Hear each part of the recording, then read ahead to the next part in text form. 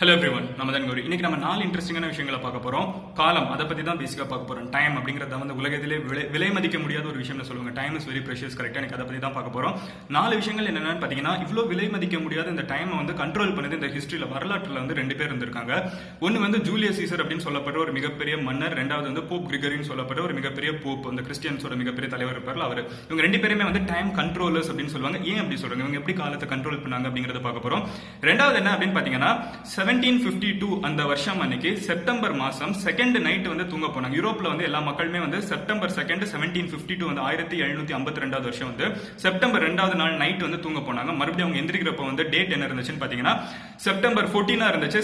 அந்த 1752 இருந்துச்சு. அவங்க வந்து ஒரு 11 நாள் வந்து அவங்க டைம் டிராவல் பண்ணாங்க. அவங்க அதை எப்படி பண்ணாங்க அப்படிங்கறத பார்க்க போறோம். மொத்த யூரோப்ல இருக்க எல்லா மக்களுமே, யூரோப்லயும் அமெரிக்காலயும் வந்து அந்த கால பயணம்னு சொல்லுவாங்க. அந்த மாதிரி ஒரு நாள் தூங்குனாங்க, பாத்தீங்கன்னா 11 நாள் கழிச்சு மறுபடியும் எந்திரிச்சாங்க. அது எப்படி அப்படிங்கறத பார்க்க போறோம்.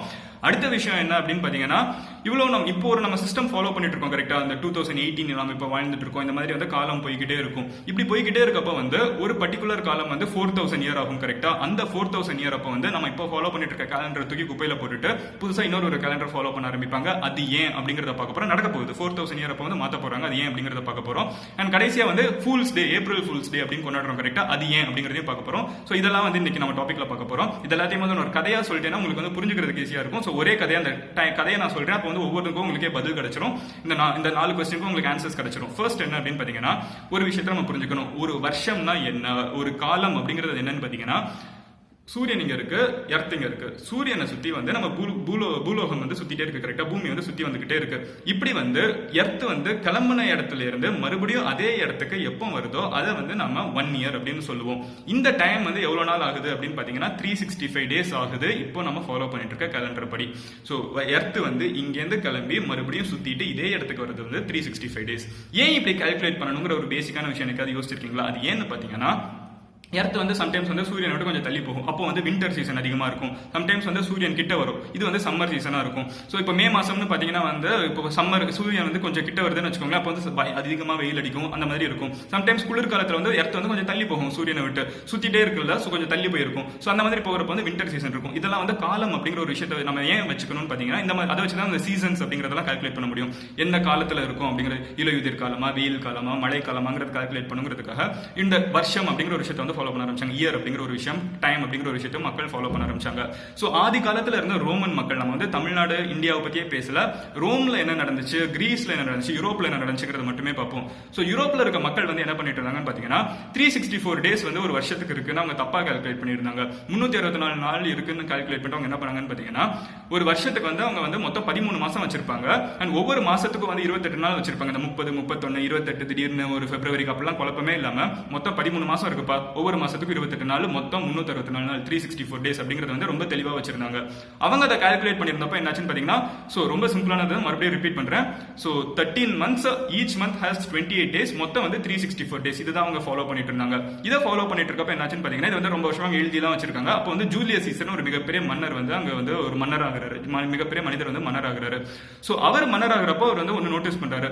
அவங்க ஊர்லயே வந்து இந்த அறுவடை காலம்லாம் வச்சிருப்பாங்க, கரெக்டா? அந்த ஹார்வெஸ்ட் ஃபெஸ்டிவல், நம்ம ஊர்ல எப்படி பொங்கல் கொண்டாடுறோமோ அந்த மாதிரி அங்க ஊர்ல ஒரு ஃபெஸ்டிவல் இருந்திருக்கு. அந்த ஃபெஸ்டிவல் வந்து ஒவ்வொரு டைமுமே வந்து தள்ளி போய்கிட்டே இருக்கு. அது வந்து எக்ஸாக்டா ஒரு ஏப்ரல் 1 அப்படின்னு நம்ம சொன்னா வந்து ஏப்ரல் 1 இருக்காது, வந்து கொஞ்சம் தள்ளி போயிடும். நம்ம வந்து ஒரு செப்டம்பர் 12 சொன்னா செப்டம்பர் 12 இருக்காது. அறுவடை சீசனே வந்திருக்காது, அதனால அதுக்குள்ள செப்டம்பர் 12 வந்துடும். அப்போ வந்து ஒன்னு புரிஞ்சுக்கிட்டாரு. அப்போ வந்து எர்த் வந்து சன்னை சுத்திட்டு இருக்கு. அதை வந்து மக்கள் வந்து தப்பா கால்குலேட் பண்ணி வச்சிருக்காங்க. இதை நம்ம வந்து சரியா கால்குலேட் பண்ணுவோம். இது வந்து மறுபடியும் எவ்வளவு நாள் ஆகுது எர்த் வந்து மறுபடியும் இடத்துக்கு வரதுக்கு அப்படிங்கறது. ஏன்னா இதை கால்குலேட் பண்ணிட்டோம்னா எந்த காலத்துல உலகம் எப்படி இருக்கும் அப்படிங்கிறது வந்து சீசன் எப்படி இருக்குங்கிறது நம்ம புரிஞ்சுக்க முடியுங்கிறதுக்காக ஜூலியஸ் சீசர் வந்து அவங்களோட ஊர்ல இருக்க மிகப்பெரிய தலைங்கள் எல்லாத்தையுமே கூப்பிட்டு நீ கால்குலேட் பண்ணுப்பா அப்படின்னு சொன்னா அவங்க எல்லாம் கால்குலேட் பண்ணி சொல்றாங்க. ஆமா தலை, நீ சொன்னது கரெக்ட் தான். உலகம் வந்து மொத்தமா சுத்திட்டு வரதுக்கு வந்து 364 டேஸ் இல்ல, 365 டேஸ் 6 மணி நேரம் எக்ஸ்ட்ராவா ஆகுது. சோ மொத்தம் ஒரு வருஷம், ஒரு உலகம் வந்து இங்க இருந்து கிளம்பி மறுபடியும் அதே இடத்துக்கு வரதுக்கு வந்து 365 டேஸ் பிளஸ் 6 hours ஆகுது அப்படிங்கறத வந்து அவங்க கண்டுபிடிக்கிறாங்க. இதை அவங்க கண்டுபிடிச்சதுக்கு அப்புறம் ஜூலியஸ் சீசர் சொல்றாரு, ஓகே சூப்பர், நம்ம வரைக்குமே இதே ஃபாலோ பண்ணுவோம் அப்படின்னு சொல்லிட்டு நம்ம இப்போ இன்னைக்கு ஒரு சிஸ்டம் ஃபாலோ பண்ணிருக்கோம் கரெக்டா. பிப்ரவரிக்கு வந்து 28 டேஸ் லீப் இயர் அதே மாதிரி இருந்துகிட்டு எல்லாத்தையுமே வந்து ப்ராப்பரா கால்குலேட் பண்றது இவர் தான். ஸோ இப்போ இதுக்கு வந்து 30 நாள் இருக்கணும், இதுக்கு 31 நாள் இருக்கணும், எல்லாத்தையுமே வந்து ப்ராப்பரா ஒரு கம்ப்ளீட்டா ரிவாம் பண்ணிட்டு கேலண்டரா 13 மாசமா இருந்த கேலண்டர் 12 மாசமா எல்லாமே செமையா பண்ணிட்டு ஒரு புது கேலண்டர் வந்து அவர் ரிலீஸ் பண்றாரு. இந்த கேலண்டர் வந்து ஜூலியன் கேலண்டர் அப்படின்னு சொல்லுவாங்க. இந்த கேலண்டரோட கணக்குப்படி பாத்தீங்கன்னா ஏப்ரல் 1 தான் வந்து நியூ இயர். ஸோ ஏப்ரல் 1 தான் அவங்க எல்லாருமே கொண்டாடுவாங்க. இப்போ வந்து தமிழ்நாட்டில் பாத்தீங்கன்னா வந்து ஏப்ரல் 14 வந்து புத்தாண்டா கொண்டாடிட்டு இருப்போம் கரெக்டா. ஸோ அந்த மாதிரி இருந்துகிட்டு அவங்களும் அதே தான் ஃபாலோ பண்ண ஆரம்பிக்கிறாங்க. ஸோ நம்ம ஊர்ல வந்து எப்போ வந்து நம்ம ஊர்ல எத்தனையோ வருஷம் முன்னாடி பஞ்சாங்கம்லாம் கால்குலேட் பண்ணி அவங்க வச்சிருக்கிறது வந்து அதுக்கப்புறம் ஜூலியஸ் சீசர் கண்டுபிடிக்கிறாரு. இவங்க சொல்றது இவங்க நம்ம ஊர் தலைங்கெல்லாம் வந்து முதல்ல தப்பு பண்ணிருக்காங்க, இனிமேல் நம்ம கரெக்டா பண்ணுவோம்னு சொல்லிட்டு ஏப்ரல் 1 வந்து நியூ இயரா ஃபாலோ பண்ண ஆரம்பிக்கிறாரு. இது வந்து ஜீசஸ் பிறக்கிறதுக்கு கிட்டத்தட்ட ஒரு 50-100 வருஷத்துக்கு முன்னாடி வாழ்ந்தவர் தான் இந்த ஜூலியஸ் சீசர். அதுக்கப்புறம் என்ன ஆகுதுன்னு பாத்தீங்கன்னா இவரோட காலம் முடிஞ்சு போயிருது. இவர் எஸ்டாப்ளிஷ் பண்ற இந்த கேலண்டருக்கு பேர் வந்து என்னன்னு பாத்தீங்கன்னா ஜூலியன் கேலண்டர்னு சொல்றாங்க. இவர் கிட்டத்தட்ட எஃபெக்டிவா என்ன பண்ணிருக்காருன்னு பாத்தீங்கன்னா டைம் வந்து கண்ட்ரோல் பண்ணிருக்காரு கரெக்டா. மறுபடியும் டேட் எல்லாத்தையுமே மாத்தி வச்சிருந்தாலும் இவர் வந்து காலத்தை கண்ட்ரோல் பண்ண ஒரு மிகப்பெரிய மன்னர் அப்படின்னு சொல்லுவாங்க. டைம் கண்ட்ரோலருக்கு ஒரு பேர் இருக்கு போகுது. அதுக்கப்புறம் ஜீசஸ் அப்படின்னு ஒரு மிகப்பெரிய ஒருத்தர் பிறக்கிறாரு. ஜீசஸ் ஒருத்தர் பிறந்ததுக்கு அப்புறம் வந்து என்னதுன்னு பாத்தீங்கன்னா கிறிஸ்டியானிட்டிங்கிற ஒரு மதமே வந்து அவர் கூட பிறக்குது. அதுக்கப்புறம் வந்து கிறிஸ்டியன்ஸ் உலகம் ஃபுல்லா ஸ்ப்ரெட் ஆகுறாங்க. உலகத்துல வந்து நிறைய கிறிஸ்டியன்ஸ் வந்து வளர என்னதுன்னு பாத்தீங்கன்னா போப் அப்படிங்கிற ஒரு கல்ச்சர் உருவாக ஆரம்பிக்குது. சோ போப் வந்து தான் வந்து கிறிஸ்டியானிட்டியோட ஒரு மிகப்பெரிய ஆளா இருக்காரு. அவர் வந்து ஒரு கத்தோலிக்கா இருப்பாரு. கிறிஸ்டியானிட்டிக்கு 2 டிவைட் இருக்கு, ஒன்று ப்ரொட்டஸ்டன்ட் இன்னொன்று கத்தோலிக்னு. இந்த கத்தோலிக்கோட மிகப்பெரிய தலையா இருக்கிற அந்த போப் என்ன ஆகுதுன்னு பாத்தீங்கன்னா இல்ல நிறைய பேர் ஒத்துப்பாங்க ஒரு கிறிஸ்டியன்ஸோட மிகப்பெரிய ஆள் இந்த போப் அப்படின்னு சொல்றப்ப வந்து அவர் என்ன பண்றாரு பாத்தீங்கன்னா போப் கிரிகரி அப்படின்னு ஒருத்தர் வந்து 1500ஆம் ஆண்டுகள்ல 1500ல வந்து ஒருத்தர் வராரு. அவர் வந்து கால்குலேட் பண்ற அவர் வந்து நோட்டீஸ் பண்றாரு ஈஸ்டர் அப்படிங்கிற ஒரு ஃபெஸ்டிவல் வந்து கரெக்டா வந்து ஸ்பிரிங் சீசன்ல கொண்டாடுவாங்க. நல்ல வந்து செழிப்பா இருக்கிற ஒரு காலத்துல வந்து கொண்டாடுவாங்க யூரோப்ல. ஆனா அந்த காலம் இருந்துகிட்டு செழிப்பா அந்த காலம் வரதுக்குள்ளே வந்து ஈஸ்டர் சம்டைம்ஸ் முன்னாடி வந்துருது, இல்ல சம்டைம்ஸ் வந்து தள்ளி போய்கிட்டே இருக்கு. அந்த ஈஸ்டர்னு சொல்லப்பட்ட டேட் வந்து தள்ளி போய்கிட்டே இருக்கு. அப்போ ஒரு நோட்டீஸ் பண்றாரு. அப்போ வந்து ஜூலியன் கேலண்டர்னு சொல்றதுலயும் ஏதோ தப்பு இருக்குது, நம்ம அதை மறுபடியும் கால்குலேட் பண்ணுவோம். ஏன்னா வந்து அவங்க தப்பா கால்குலேட் பண்ணதுனால தான் கொஞ்சம் தள்ளி போய்கிட்டே இருக்கு, கொஞ்சம் தள்ளி போய்கிட்டே இருக்கு. ஒவ்வொரு நாள் வந்து கொஞ்சம் ஸ்கிப் ஆகுது, இன்னும் கொஞ்சம் தள்ளி போயிட்டு இருக்கு. அவங்க சொன்ன டேட்டுக்கு வந்து அந்த ஸ்பிரிங் அப்படிங்கிற சீசன் வரல, அந்த ஈஸ்டர் வந்து ஒழுங்கா கொண்டாட முடியாது. சோ இதை வந்து ஒரு நோட்டீஸ் பண்ணிட்டு என்ன பண்றாரு பாத்தீங்கன்னா அவங்க ஊர்ல அப்போ வந்து ஒவ்வொரு காலகட்டமும் யோசிச்சு பாருங்க. ஜூலியஸ் சீசருக்கு முன்னாடி வந்து 1000 வருஷத்துக்கு முன்னாடி மக்களோட டெக்னாலஜி அதை வச்சு கால்குலேட் பண்ணிட்டு இருக்காங்க. ஜூலியஸ் சீசர் வந்து வாழ்ந்த காலத்துல ஜீசஸ் பிறக்கிறதுக்கு முன்னாடி கிட்டத்தட்ட 2000 வருஷத்துக்கு முன்னாடி அவர் ஒரு டெக்னாலஜி யூஸ் பண்ணிருக்காரு. போப் கிரிகரி இருந்துகிட்டு ஒரு 500 வருஷத்துக்கு முன்னாடி அவர் கால்குலேட் பண்றாரு. டெக்னாலஜி ஒவ்வொரு காலத்துல அட்வான்ஸ் ஆக கிரிகரி கண்டுபிடிச்சது என்னன்னு பாத்தீங்கன்னா ஆமா நம்ம ஏதோ தப்பு பண்ணிருக்கோம் அப்படிங்கறத வந்து அவருக்கு கண்டுபிடிக்கிறாரு. ஜூலியன் கேலண்டர் படி பாத்தீங்கன்னா 365 நாள் 6 மணி நேரம் இருக்குங்கிறத அவங்க கண்டுபிடிக்கிறாங்கல்ல. இவர் போப் கிரிகரி என்ன கண்டுபிடிக்கிறாங்கன்னா அது 6 மணி நேரம் கிடையாது, 5 மணி நேரம் 49 நிமிஷம் தான். எக்ஸ்ட்ராவா ஒரு 11 நிமிஷம் வந்து அவங்க ஆட் பண்ணி வச்சிட்டாங்க. அதனால நிறைய பிரச்சனைகள் இருக்கு அப்படிங்கறத அவங்க கால்குலேட் பண்ணிட்டு இனிமே நான் ஒரு கேலண்டர் கொடுக்குறேன், இந்த கேலண்டர் இனிமே ஃபாலோ பண்ணுங்கன்னு சொல்லிட்டு கிரிகோரியன் கேலண்டர் அப்படிங்கிற ஒரு கேலண்டர் வந்து அவங்க கொடுக்குறாரு.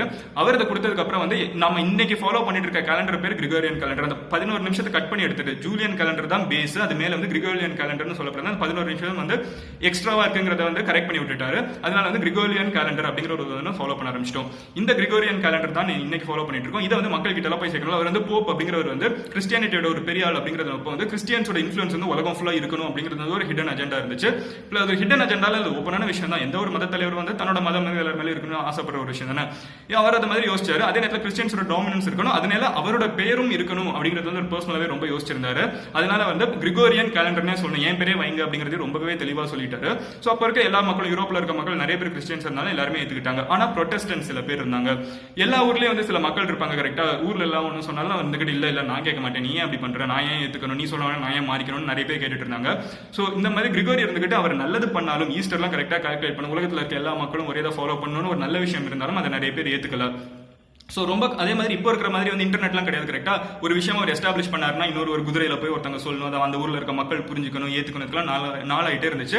காலடைவில் வந்து கிரிகோரி இறந்து போயிட்டாரு. அதுக்கப்புறம் என்னாச்சுன்னு பாத்தீங்கன்னா 1752ல இருந்துகிட்டு அங்க இருக்க மக்கள் எல்லாருமே டிசைட் பண்ணாங்க, ஓகே உலகத்துல இருக்க எல்லா மக்களும், உலகத்துல இருக்க மக்கள் நான் யாரும் சொல்றேன்னா யூரோப்லயும் அமெரிக்காலையும் அந்த வெஸ்டர்ன் பீப்புள் எல்லாருமே என்ன டிசைட் பண்றாங்கன்னா நம்ம ஒரே சிஸ்டம் இனிமே ஃபாலோ பண்ணுவோம், குழப்பிக்க வேணாம் அப்படிங்கறத டிசைட் பண்றாங்க. கிரிகோரியன் கேலண்டர் படி இருந்துகிட்டு ஜனவரி 1 தான் நியூ இயர். சோ அதுக்கு முன்னாடி ஜூலியன் கேலண்டர் படி ஏப்ரல் 1 நியூ இயரா இருந்ததா. கிரிகோரியன் கேலண்டர் படி வந்து ஜனவரி 1 தான் நியூ இயர்.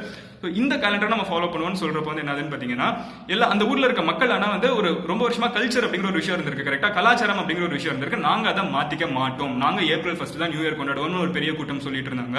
ஆனா வந்து போப் சொல்லிட்டாரு கிறிஸ்டியன்ஸ் நம்ம தான் ஃபாலோ பண்ணும், போப் சொல்லியிருக்காருல அதை ஃபாலோ பண்ணணும்னு சொன்னோன்னா அந்த ஊர்ல இருக்க மிகப்பெரிய மன்னர்கள் ஸ்பெயின்ல இருந்த மன்னர்களா இருக்கட்டும், இல்ல பிரிட்டன்ல இருந்த மன்னர்களா இருக்கட்டும், அமெரிக்கால இருக்கவங்களா இருக்கட்டும், எல்லாருமே இருந்துகிட்டு தலைவர்கள் எல்லாருமே வந்து கிறிஸ்டியன்ஸ்.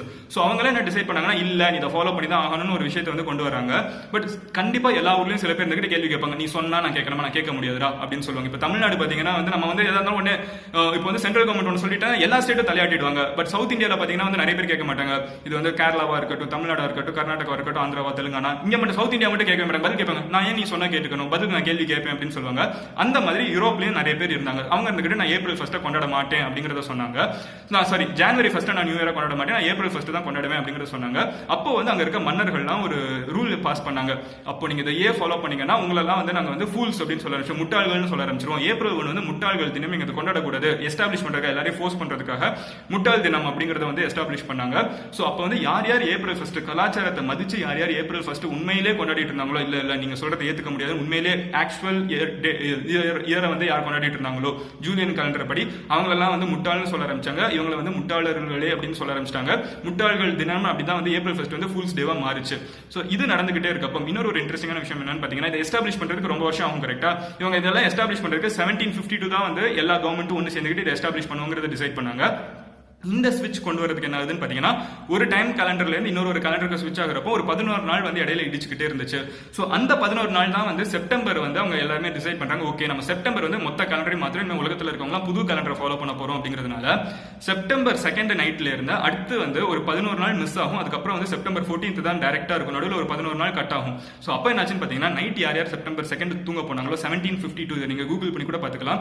1752 இயர் அப்போ வந்து செப்டம்பர் 2 யார் யார் தூங்க போனாங்களோ அடுத்த நாள் அவங்க எந்திரிக்கிறப்ப வந்து செப்டம்பர் 14 எந்திரிச்சாங்க. நடுவில் ஒரு 11 நாள் அவங்க ஸ்கிப் பண்ணாங்க. அது என்ன ஸ்விட்ச் அப்படின்னு பாத்தீங்கன்னா, ஜூலியன் கேலண்டர்ல இருந்து கிரிகோரியன் கேலண்டருக்கு ஸ்விட்ச் பண்ணாங்க. கிரிகோரி அப்படின்னு சொல்லப்படுறது வந்து 1500 ஆண்டுகள்ல வாழ்ந்தவங்க. ஆனா 1752 தான் இந்த ஸ்விட்ச் நடந்துச்சு. ஏன் அவர் இருக்கிறப்ப பண்ணல அப்படின்னு கேட்டீங்கன்னா, ஒரு விஷயம் எல்லாரும் அக்செப்ட் பண்றதுக்கு ரொம்ப நாளாகவும், சில வருஷம் அந்த காலத்துல வந்து நூற்றுக்கணக்கான வருஷமா வந்து மக்கள் அப்போஸ் பண்ணிட்டே இருந்ததுனால ஓரளவுக்கு மேல ப்ரொட்டஸ்டன்ஸும் ஏத்துக்கிட்டாங்க. அந்த ஊர்ல இருக்க மக்கள் வந்துட்டு ஓகேப்பா நீ இவ்வளவு கெஞ்சிர ஒத்துப்போம், எல்லாமே ஒரே கணக்கை ஃபாலோ பண்ணும் அப்படிங்கிறதுக்காக அவங்க அதை அக்செப்ட் பண்ணாங்க. அதுக்கப்புறம் பிரிட்டிஷர்ஸ் வந்து இந்தியாவுக்குள்ள வந்தாங்க. நம்ம ஊர்ல வந்து இந்த பஞ்சாங்கம்லாம் வச்சிருந்தாலும் பிரிட்டிஷர்ஸ் வந்ததுக்கு அப்புறம் அவங்களோட கால்குலேஷன் நம்மளும் ஃபாலோ பண்ண ஆரம்பிச்சோம். சோ அப்படிதான் வந்து நம்ம இன்னைக்கு ஃபாலோ பண்ணிட்டு இருக்க சிஸ்டம் வந்து வந்துகிட்டே இருக்கு. இப்போ சயின்டிஸ்ட் என்ன கண்டுபிடிச்சிருக்காங்கன்னு பாத்தீங்கன்னா, இந்த கிரிகோரியன் கேலண்டர்லயுமே வந்து கொஞ்சம் பிரச்சனை இருக்கு. இதுவுமே வந்து ஓரளவுக்கு மேல காலத்தை வந்து கொஞ்சம் கொஞ்சம் மிஸ் ஆயிட்டே தான் இருக்கு. இது வந்து இயர் 4000 அப்போ வந்து பயங்கரமா மாறிடும். சோ நம்ம இந்த கேலண்டர் அப்ப டிஸ்போஸ் பண்ணிட்டு புதுசா இன்னொரு ஒரு கேலண்டர் ஆரம்பிக்கணும்ங்கறத வந்து கண்டுபிடிச்சிருக்காங்க. நம்ம ரொம்ப சாதாரணமா யோசிச்சிருக்கோம். கரெக்டா ஃபூல்ஸ் டே வந்து இன்னும் 4 பேர் கலாய்ச்சிருக்கோம். அதுக்கு முன்னாடி இவ்வளவு ஹிஸ்டரி இருக்கு. இயர் 4000 அப்போ இந்த மாதிரி மறுபடியும் மாறும். இதெல்லாம் வந்து நிறைய பேருக்கு தெரியாம இருந்துச்சு. சோ அதெல்லாம் சொல்லணும்னு நினைச்ச ஒரு இன்ட்ரெஸ்டிங்கான ஒரு டாபிக். சோ அதுக்காக இந்த வீடியோ மேக் பண்ணி இந்த மாதிரி வேற ஏதாவது வீடியோ நான் இன்ட்ரெஸ்டிங்கா மேக் பண்ணணும்னு நினைச்சீங்கன்னா கமெண்ட்ல லீவ் பண்ணுங்க. எந்த கமெண்ட்டுக்கு அதிகமாக தம்ஸ் அப் இருக்கும் அந்த டாபிக் பத்தி முடிஞ்சது சீக்கிரமா பேசுறேன். நீங்க பர்சனலா எங்கேயாவது ஃபாலோ பண்ணணும்னு நினைச்சீங்கன்னா Facebook, Snapchat, Instagram, Twitter எங்கனாலும் என்ன ஃபாலோ பண்ணலாம். MADN space JOW மதன்கணி என் பேர் சர்ச் பண்ணுங்க. அண்ட் ஒரு இன்ட்ரெஸ்டிங்கான விஷயம் நான் சொல்லணும்னு நினைச்சேன். சோ இந்த கலாச்சாரம் வந்து அவங்க ஃபாலோ பண்ணிட்டு இருக்காங்க. கரெக்டா ஃபூல்ஸ் டே அப்படின்னு ரெண்டு இன்ட்ரெஸ்டிங்கான விஷயங்கள். சோ எபிக் பிராங்க் அப்படின்னு சொல்லுவாங்க. கரெக்டா இது வந்து அந்த ஹிஸ்டரி நிறைய பேருக்கு தெரியாம போயிடுச்சு. பட் ஏப்ரல் 1 வந்து இந்த ஃபூல்ஸ் டே அப்படிங்கிறது வந்து கண்டினியூ பண்ண ஆரம்பிச்சிட்டாங்க. சோ இதை வந்து கலாய்க்கிற விதமா வந்து ஃபூல்ஸ் டே அப்படிங்கிற ஒரு கலாச்சாரம் வந்து யூரோப்ல பயங்கரமா ஃபேமஸ் ஆயிடுச்சு. இதை கலாய்க்கிற விதமா வேர்ல்டு வார் அப்போ என்ன ஆச்சுன்னு பாத்தீங்கன்னா, ஒரு டைம் வந்து பிரெஞ்சு பிளைட் வந்து ஜெர்மனி மேல கிளம்பி போய் ஜெர்மனில இருக்க போர் வீரர்கள் மேல வந்து ஒரு பெரிய ஒரு பேக்கேஜ் தூக்கி கீழே போட்டிருக்காங்க. உடனே கீழே இருக்க ஜெர்மன் சோல்ஜர்ஸ்ல இருந்துகிட்டு ஐயோ பாம்பு போட்டாங்க, நம்ம எல்லாம் செத்தோன்னு தெரிச்சு ஓடி இருக்காங்க. பட் ஆனா வந்து விழுந்ததுக்கு அப்புறம் வெடிக்கவே இல்லை. என்னடா வெடிக்கவே இல்லை அப்படின்னு யோசிச்சுட்டே இருந்திருக்காங்க. இது வந்து ஏப்ரல் 1 வந்து போட்டிருக்காங்க. என்ன ஒண்ணுமே வெடிக்கல புரியலையே அப்படின்னு சொல்லிட்டு மறுபடியும் போய் அந்த பேக்கேஜை திறந்து பார்த்தா உள்ளுக்குள்ள வந்து ஃபூல்ஸ் ஏப்ரல் ஃபூல்ஸ் அப்படின்னு போட்டிருக்கு. சோ கலாய்ச்சி விட்டு போயிட்டாங்க. யோசிச்சு பாருங்க, ஒரு போர் அந்த மாதிரி ஒரு ரணகலத்துக்குள்ள வந்து இந்த மாதிரி ஒரு கிளுகிழப்பு பண்ணிட்டு போயிருக்காங்க. இது ஒரு இன்ட்ரெஸ்டிங்கான விஷயம். ரெண்டாவது விஷயம் என்னன்னா, ஏப்ரல் 1 எப்படி கொண்டாடுறதுன்னு சில ரூல்ஸ் இருக்கு. சோ நம்ம இதெல்லாமே வந்து யூரோப்ல இருந்து ஃபாலோ பண்றதுனால யூரோப்போட கல்ச்சர் படி என்னன்னு பாத்தீங்கன்னா, நீங்க யாரையாவது ஏப்ரல் 1 அன்னைக்கு ஏமாத்தணும்னு நினைச்சீங்கன்னா அது காலையில 12 மணிக்கு முன்னாடி தான் பண்ணணும். அதாவது மத்தியானம் 12 மணிக்கு முன்னாடி. சோ மிட் டே அப்படின்னு சொல்லுவாங்க. கரெக்டா அதுக்கு முன்னாடி தான் நீங்க ஏமாத்தணும். அதுக்கப்புறம் நீங்க வந்து யாரையாவது ஃபூல் பண்ணீங்கன்னா நீங்க தான் ஃபூல் அப்படின்னு சொல்லுவாங்க. சோ காலையில யார் கலாய்க்கணும்னு நினைக்கிறோம் காலையில 12 மணிக்குள்ள பண்ணி முடிச்சிருங்க.